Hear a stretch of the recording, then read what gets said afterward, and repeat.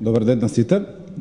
Дозволете од името на нашата иницијатива да изразам голема благодарност до Комисијата за труд и социјална политика што повтор пат овозможува дискусија на оваа тема. Не навлегувајќи во евентуалните пропусти околу организацијата, сакам да нагласам дека тие на кои што се однесе оваа дебата не ни можат да бидат тука затоа што се тоа деца. Оваа расправа е продолжение на расправата што имавме лани, тоа се од мај 2018 година. Тогаш дискутиравме за потребата од воведување на заедничко и одговорно родителство по развод во Македонија. Едногласен заклучок на комисијата беше дека потребни се измени во Закон за семејство во таа насока. Тоа за нас беше мотив да сами со сопствени сили изработиме предлог законски промени. Меѓутоа, не спремивме само предлог законски промени, туку спремивме и уште два подзаконски акти со цел да евентуалниот нов закон не биде само на хартија. Тоа се предлог правилник за определување за изработка на родителски планови. Тоа е всушност правилник за определување на видување, документ што центрите за социјална работа со децении не го имаат, и уште еден правилник за определување на алиментација во склад со принципите на заедничко родителство.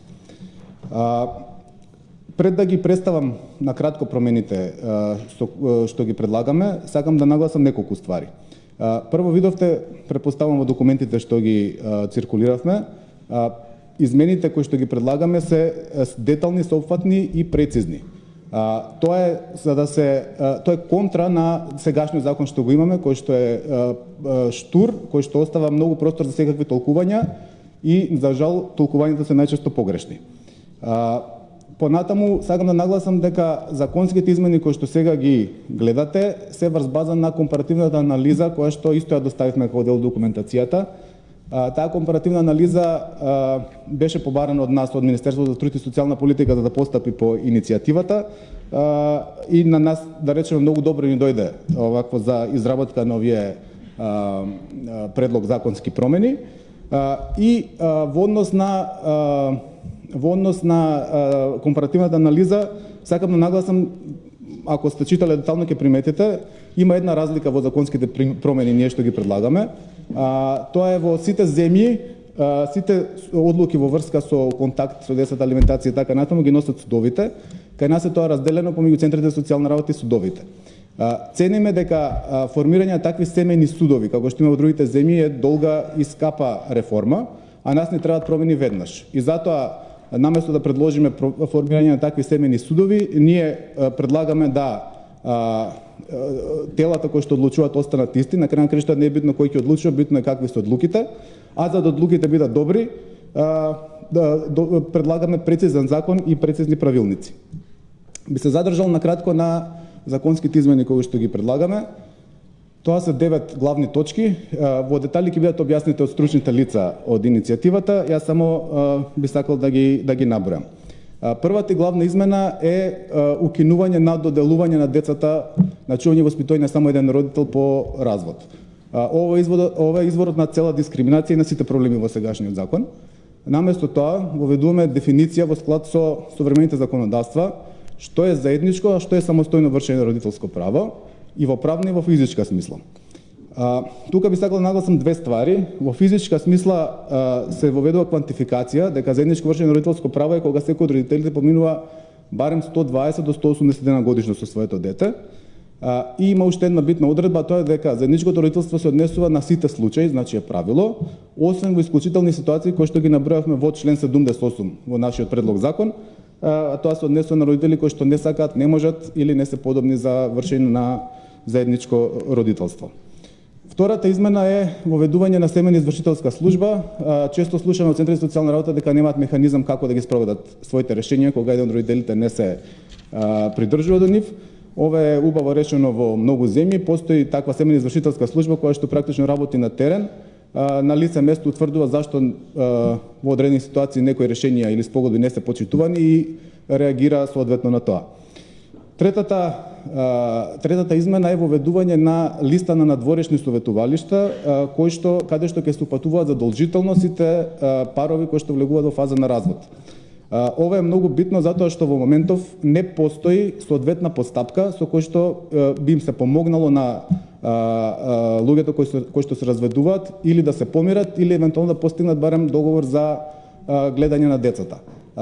Помирителната постапка во центри за социјална работа е крајно проформа, нема резултати, спротивно на тоа приватната пракса во приватните ординации имаат успех и затоа треба да им се даде шанса да се внесе во системот целиот тој капацитет кој што постои надвор од системот. Четвртата измена се однесува на воведување нов второстепен орган. Практично наместо по жалбите да одлучува Министерството за труд и социјална политика се формира надворешна комисија составена од стручни лица. Ова е потребно за да се даде тежина на стручњаците наместо на гола администрација. Во моментов ние практично немаме каде да се пожалиме, затоа што од Министерството редовно добиваме еден те ист одговор, а тоа е дека центрите си ја завршиле својата работа, постапувајќи по процедурата, а ние воопшто не сме се жалеле на процедурата, се жалиме на решенијата.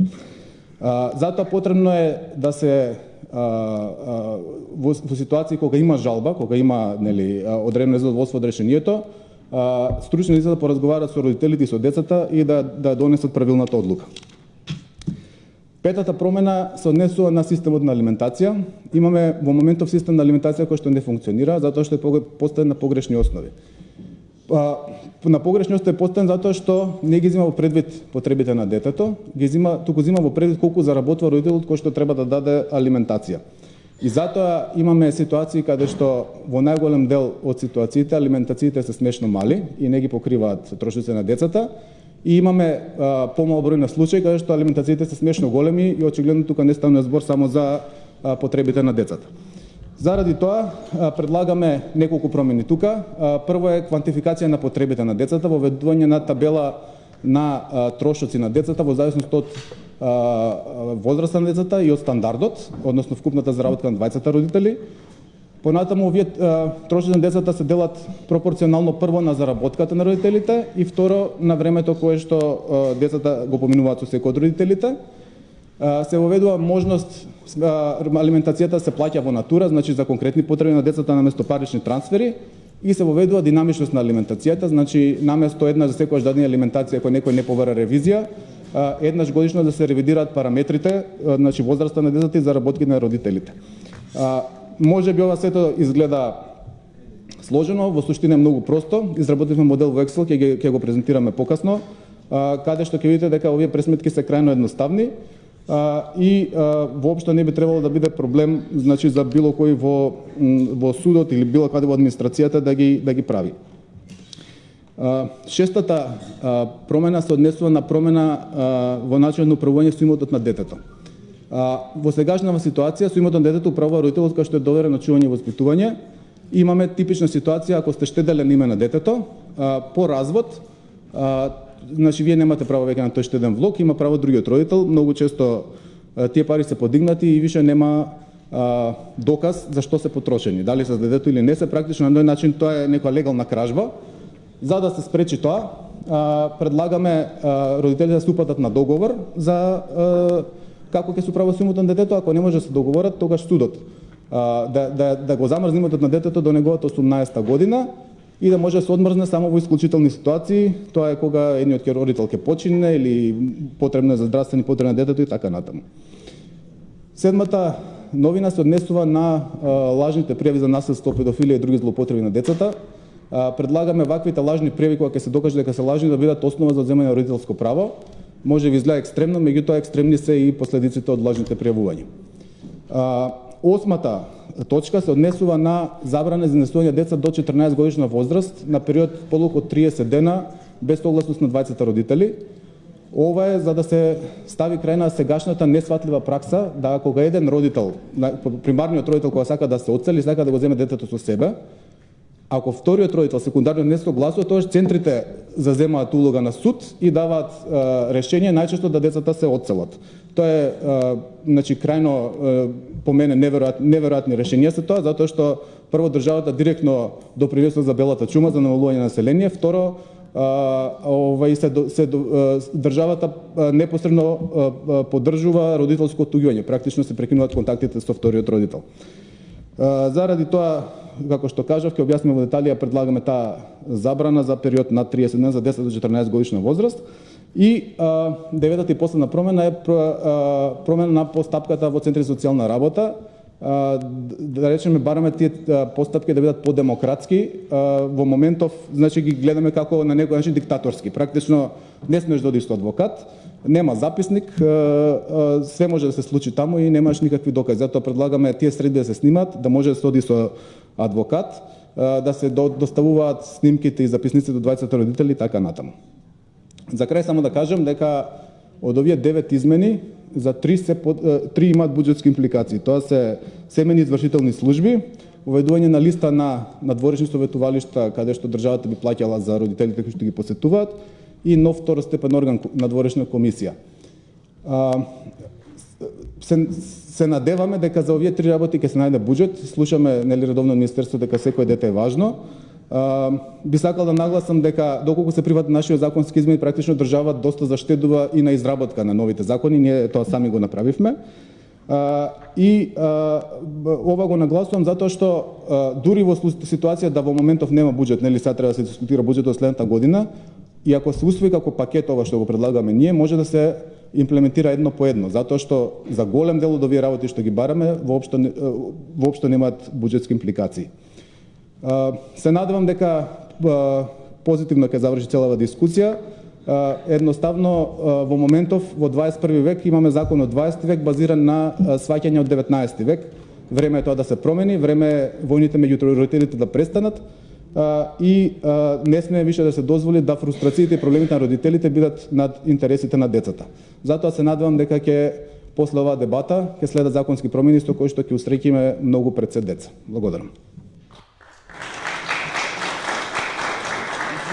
Благодарам. Втор за дискусија во воводниот дел е господинот Драги Змијанат од Меѓаши. Повелете.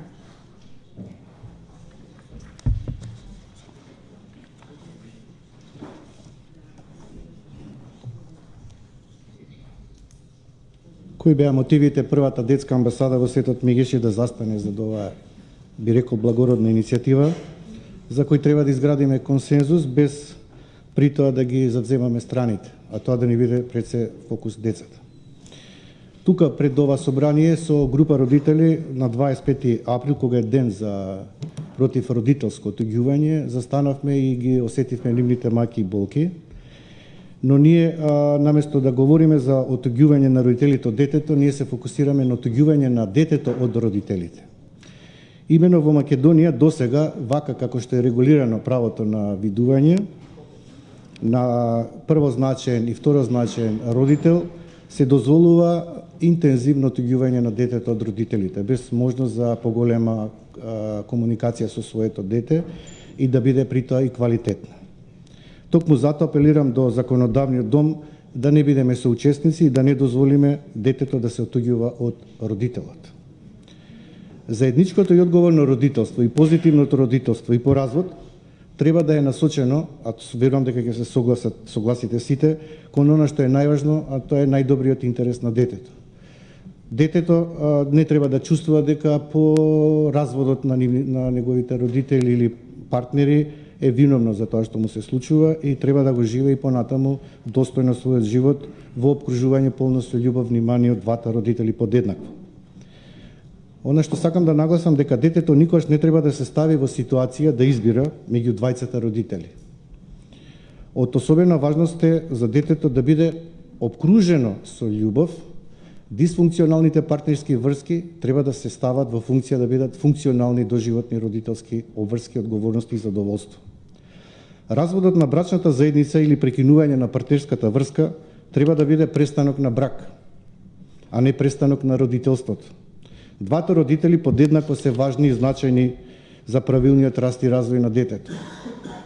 За детето е важно да знае дека двајцата родители свесно, одговорно донеле одлука за развод и дека тоа со ништо не е виновно за ситуацијата во која двајцата родители, односно поранешни партнери, се нашле. Со оглед на тоа што оваа состојба носи доста прашања на детето, на децата треба да се најде прифатлив начин за нивната возраст и зрелост да им се представи ситуацијата. Нивните потреби да се стават во преден план и секогаш да се посветува внимание на емоциите на децата. Согласноста за заедничко вршење на родителско право, со која родителите на детето се согласуваат дека родителските права и обврски ќе ги извршуваат заеднички и со меѓусебно договарање, меѓу другото подразбира и утврдување на живеалиште на детето. Затоа што во психолошка смисла на зборот на детето има особено важност кој му е домот. Но детето подеднакво треба да го чувствува домот и кога е кај мама, со сите во обкружувањето и семејството на мама, но и кога е кај тато и со сите околу целото семејство на тато.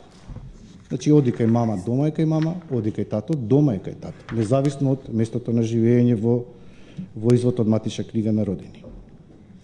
Со заедничкото и одговорно родителство по развод има голема можност да се зајакне и квалитетот во комуникација меѓу родителите, со цел да се намали и да се спречи травматското чувство кај децата поради разделбата на двајцата родители. Децата нема да имаат еден главен и еден спореден родител, тие тоа не го препознаваат. Прашајте ги, ќе ви кажат, нема за нив главен и спореден родител, нема прв и втор родител. Татковската љубов е посебна, мајчинската љубов е посебна, тие не се исклучуваат, го може да се надграда да бидат уште појаки за правилниот раст и развој на детето. Туку ќе продолжат да чувствуваат еднаква љубов и по разводот на родителите од двата родители, без оглед на разводот, двата столба врз кои се гради личноста на детето, се уште ќе биде присутен во неговиот живот. Основниот предуслов за појава на родителско отуѓување, а јас ќе нагласам на отуѓување на детето од родителот, ќе биде елиминиран, ќе има полесно и побрзо надминување на разводот, намалување на можноста за појава на депресија кај детето, чувство на вина и други негативни психоемоционални состојби, кои во подоцнична фаза би можеле да доведат и до насилство, зависност и други девијантни појави, елиминирање на стигма. Детето на разведените родители е многу важно да живее во еднакво обкружување на љубов, почит и разбирање од двата родители. А за тоа може да му помогнат да успешен раст има, развој преку користење на сите ресурси, не само од таткото и мајката, туку и по широкото обкружување, туку има баби, дедовци, вујкови, чичковци и така натаму. И сите човечки, интелектуални, воспитно образовни искуства и потенцијали ќе му бидат ставени во функција без ограничување ако се обезбеди еднакво количество на видување и квалитетно и позитивно родителство. Ви благодарам.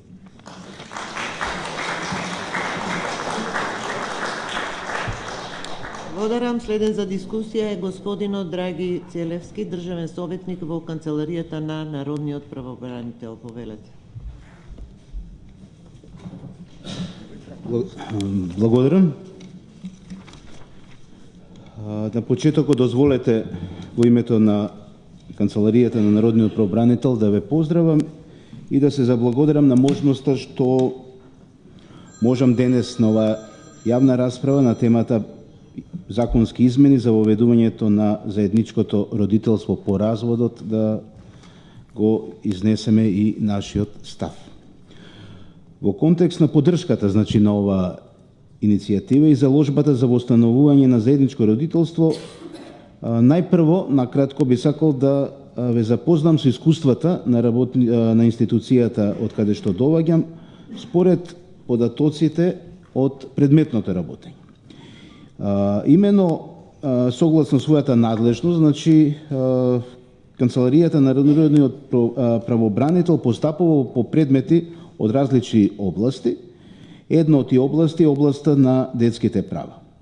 Значителен е бројот на преставки поврзани со семејните права и под областа лични контакти со родител, роднина, право на издршка и старателство. Според статистички податоци кои може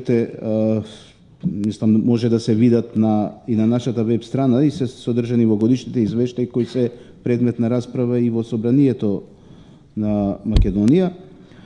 Во последните 4 години, например, во 2015 година, од вкупниот број 4403 предмети на областа детски права биле потпаѓале 158 предмети, а од тие 42 предмети се однесувале на личните контакти со родител роднина, односно 26,58%. Во 2016 година од вкупните предмети по кои работела институцијата Народен правобранител 3775, 106 предмети се во областа на детски права, а 36 предмети во под областа лични контакти со родител и роднина. 2017 бројот на предмети од областа детски права е 119, а 42 предмети се однесуваат на семејните права, односно под областа лични контакти со родител роднина, односно 35%, 35,29%. Од 2018 година, од вкупниот 3458 предмети кои биле во работа, во институција 153 предмети се од областа на детски права, а 52 предмети се во подобласта на лични контакти со родител. И заклучно со месец октомври оваа година, од 2889 предмети, 214 се од областа на детските права, под областа е лични контакти со родител и роднина, досега застапено со 32 предмети, односно 14,95%. Во предметите од оваа област, кога имаме поплаки од страна на еден од родителите или од роднините со кој детето не живее, Народниот правобранител спрема центрите за социјална работа, спрема Министерството за труд и социјална работа и кон јавните установи за вршење надзор, презема действија се со цел да се почитува правото на одржување на лични односи и непосредни контакти на децата со родителот, укажувајќи дека истото единствено може да биде ограничено само ако е во спротивност со најдобриот интерес на детето. Во некои случаи, покрај континуираните укажувања, препораки и слично, по преземените мерки центрите за социјална работа не успеваат да ги ревоспостават прекинатите контакти на детето со родителот, ниту да влијаат на подобрување на односот меѓу родителите. Нетрпеливоста, меѓусебниот реваншизам и некомуникацијата на родителите, односно поранешните сопружници, представува ненадминлива пречка за детето, непречено да ги остварува своите права. Од предметното работење, покрај присуството на меѓусебните обвинувања помеѓу родителите за тоа кој е посовесен родител, се добива впечатокот дека детето се користи како инструмент за меѓусебно одмаздување помеѓу поранешните сопружници, занемарувајќи ја една од главните обврски на разведените родители, грижата за детето. Меѓутоа и покрај континуираните активности на Народниот правобранител на овој план, присутен е впечаток дека нема значителен напредок во однос на ефикасноста во работата на центри за социјална работа за следење на вршењето на родителското право и реализацијата на нивните решенија за видување, со што правото на детето да одржува лични односи и контакти со родителот со кого не живее и понатаму првенствено зависи од волјата на родителот со кого детето живее. Можеби затоа е добродојдена оваа иницијатива за заедничко родителство по разводот, односно со право се наметнува потребата со законски измени поконкретно да се уреди ова прашање и на тој начин да се подигне на повисок степен остварувањето на родителското право, како и одговорноста на родителите во грижата на заедничкото дете. Имено во услови кога присутна е состојба поради немање на конкретен акт, центрите за социјална работа постапуваат при определување на видувањата и контактите на детето со родителот со кој не живее. Оценка е дека со измена на законот треба да се создаде основ кој ќе го поврзе правото и најдобриот интерес на детето и секако ќе создаде патоказ за грижа на двата родители за своето дете. Со создавањето на ваков правен основ нема да се намали улогата на центрите за социјална работа, меѓутоа ќе се воспостави еден режим за еднакво преземање на обврската за грижа и воспитување на детето врз основа на утврдени критериуми за следење и однесување. Па така, дозволете како пример за заедничко родителство да ја споменам предложената измена во овој законски текст, за која може да се размисли, која може да се надградува, како и целиот законски текст се разбира, со која се востанува една законска обврска детето најмалку 120 до 180 дена во годината да помине со еден од родителите, а судот ќе одлучи за живеалиштето на детето на една од адресите на неговите родители. Ова обврска нема да се применува, исто така е содржано, доколку еден од родителите не е подобен за одгледување на детето, поради определени причини, да пример душевна болест, зависност од опијати и така натаму, или доколку еден од родителите писмено трајно се откаже од одржување на лични контакти со детето. Во оваа прилика сметам за потребно да се истакне дека кон потребата од воспоставување на заедничко родителство покрај измените во Законот за семејство упатува и резолуцијата на Парламентарното собрание на Советот на Европа 2079-205 со која се нагласува еднаквоста и споделената одговорност на родителите по разводот. Со овој акт помеѓу другото се прокламира дека спроведената родителска одговорност и целосното вклучување на двајцата родители во одгледувањето и воспитувањето на нивното дете е неопходно за развојот на детето. И на крајот, дозволете да заклучам дека само така со заедничко родителство двата родители ќе ги донесат главните одлуки од интерес на детето, така што и двата родители ќе придонесуваат во воспитувањето на детето и изградбата на неговата личност. Ви благодарам.